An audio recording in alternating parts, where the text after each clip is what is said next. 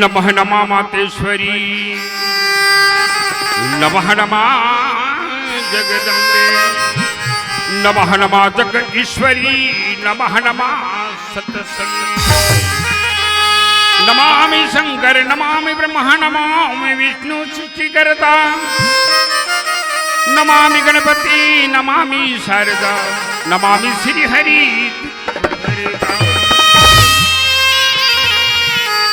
या देवी सर्वभूतेषु सुशक्तिरूपेण संस्थिता,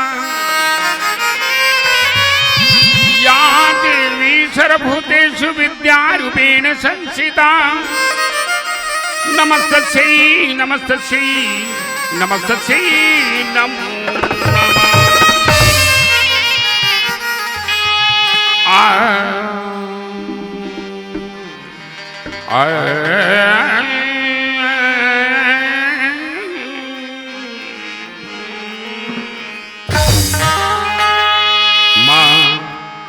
सारी दी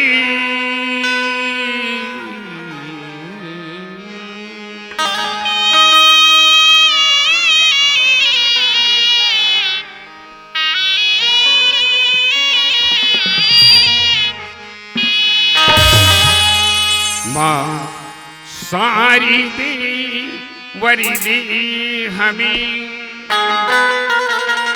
माँ सारी दी वरी दी हमें, तेरे चरण का प्यार दे, माँ सारी दी वरी दी हमें, माँ सारी दी वरी दी हमें, तेरे चरण का प्यार दे।